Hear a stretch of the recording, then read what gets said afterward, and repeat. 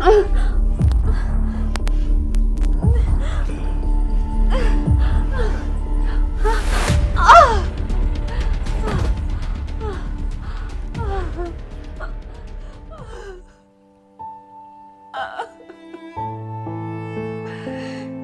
अल्लाह,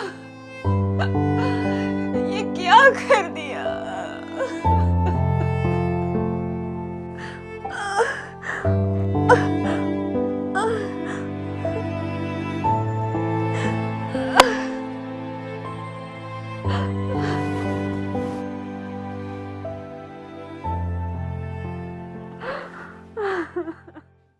madam, रोना बंद कीजिए।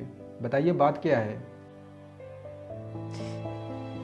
साहब, मेरे शौहर ने मेरी जिंदगी बर्बाद कर दी है। आप देख रहे हैं ना, मैं 7 महीने की कोख से हूँ। मेरा शौहर ये सब जानते हुए भी रोज रात को शराब पीकर मेरे साथ जोर जबरदस्ती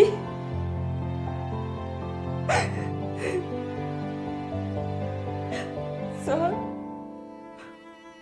वो इस नन्ही से जान के बारे में भी नहीं सोचता, और इस बात के लिए उसने मुझे पल भर में तलाक दे दिया और मुझे मेरे 12 बच्चों के साथ घर से निकल जाने के लिए बोल दिया। साहब, अब आप बताइए, मैं कहाँ जाऊँ, कहाँ रहूंगी बच्चों को लेके, क्या खिलाऊंगी उनको मैं।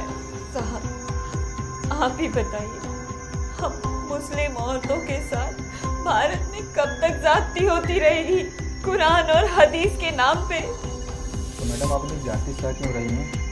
कंप्लेन करिए, देखता हूँ आपके पति को। मैं कंप्लेंट नहीं लिखा सकती साहब। अगर मैंने कंप्लेंट लिखाई तो मुझे मेरे मजहब से बाहर कर देंगे, क्योंकि हमारा मजहब कुरान और हदीस से चलता है। मैडम, आप कंप्लेन नहीं कर सकती तो मैं आपकी कोई मदद नहीं कर सकता। लेकिन साहब, मैं कहाँ जाऊंगी, मैं किससे न्याय के लिए भीख मांगूंगी।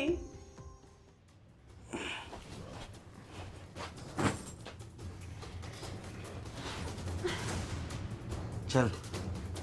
कहाँ? कहाँ क्या? अरे बेडरूम में चल। छोड़ो मुझे। अरे तुम इंसान हो या शैतान? तुम्हें अच्छे से पता है कि मेरे पेट में 7 महीने का बच्चा है। सब कुछ जानते हुए भी तुम मेरे साथ रोज रात को जोर जबरदस्ती करते हो। तुम्हें शर्म नहीं आती? क्या कहूँ? मुझे शर्म आनी चाहिए। मैं कौन हूँ? तेरा शौहर हूँ ना। तेरा कुछ फर्ज है ना। हमारा मजहब क्या बोलता है? शौहर का जो मन चाहे वो कर सकता है, जैसे चाहे वैसे कर सकता है। तो तू अपना फर्ज पूरा कर। चल बेडरूम में चल। छोड़ो मुझे। आज के बाद अगर तुमने मुझे हाथ भी लगाया या जोर जबरदस्ती करी ना, मैं तुम्हारा हाथ काट कर फेंक दूंगी। तो तू अपने शौहर पे हाथ उठाई? हाँ, शौहर पे हाथ उठाई? तो सुन, आज से ना हम दोनों के रिश्ते खत्म हो गए। आज के बाद तू इस घर में नहीं रह सकती। मैं तुझे तलाक दे रहा हूँ। तलाक तलाक तलाक। और तू जाके कहीं मर जा। हम दोनों के रिश्ते खत्म हो गए। चल जा। मेरे ऊपर हाथ उठाती है।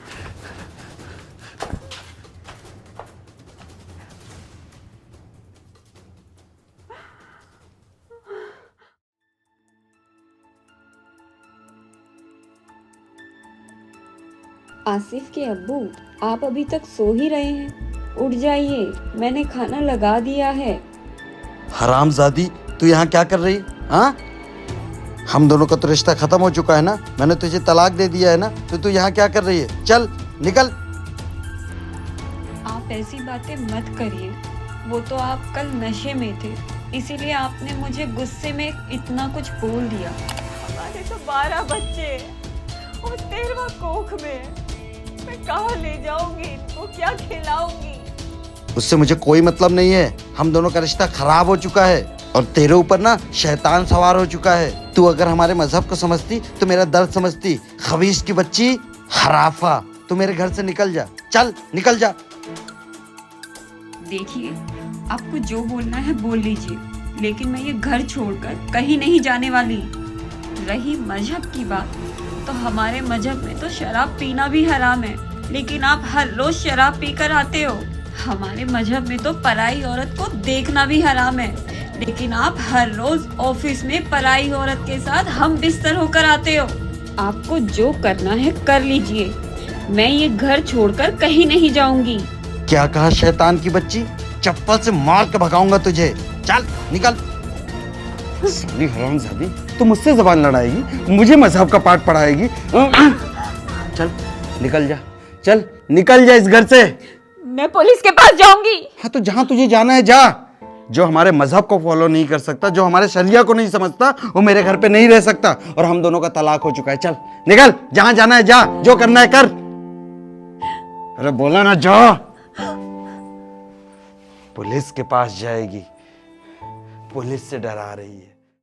कंप्लेन करिए। न जाने कितनी मुस्लिम औरतें हैं जिन पे जाति होती जा रही है। आपको देखेंगी उनमें भी साहस आएगा, वो भी अपनी आवाज़ उठाएंगी अपने हक के लिए।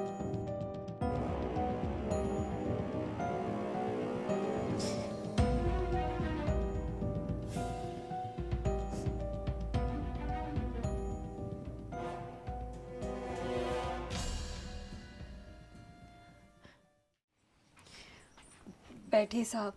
ए, क्या कर रहा है? खड़े रहे।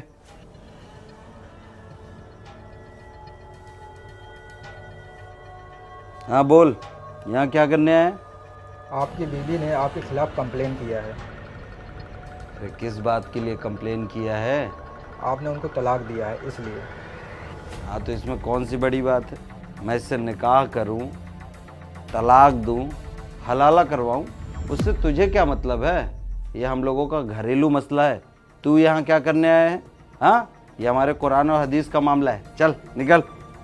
आपका घरेलू मैटर तब तक था जब तक बात घर पे थी। अब बात थाने पहुंच चुकी है तो आपको थाने चलना पड़ेगा। तुझे क्या लगता है हाँ कि हमारे कुरान और हदीस से तू बढ़ के है? और ये काफिरों के साथ जाके मिल चुकी है। और वैसे भी जो इंसान हमारे मजहब से ऊपर उठ जाता है, जो हमारे शरिया को नहीं मानता, मजहब को नहीं मानता, वो तो एक नंबर का काफिर है। काफिर, ये तो काफिर है। चल निकल। आप किस मजहब की बात कर रहे हैं? जो लोग शरिया मानते थे, जो लोग हदीस मानते थे, वो लोग अपना देश ले चुके हैं 1947 में पाकिस्तान। अगर हिंदुस्तान में रहना है तो हिंदुस्तान का कानून फॉलो करना पड़ेगा, संविधान फॉलो करना पड़ेगा, जो सभी इंसानों पे, सभी धर्मों पे समान रूप से अप्लाई होता है। चाहे वो क्रिश्चियन हो, ईसाई हो या फिर हिंदू हो, तो आप पे भी अप्लाई होता है। सर क्या मजाक कर रहे हैं? किस कानून की बात कर रहे हैं? जिस संविधान की बात आप कर रहे हैं ना, वही संविधान हमें अधिकार देता है, अपने मजहब से जीने का अधिकार, आज़ादी देता है। तो सर हमारे मजहब में लिखा है 3 तलाक, निकाह, हलाला, तो हम सब करते हैं। और रही बात कानून की, तो सर आज से पहले साबानो केस आपने सुना था?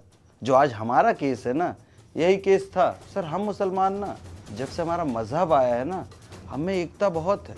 हम सही हैं या गलत हैं, लेकिन हम अपने मजहब के खिलाफ नहीं जा सकते। तो देखिए, हम आवाज़ उठाएंगे ना तो लोग हमारे लिए खड़े हो जाएंगे।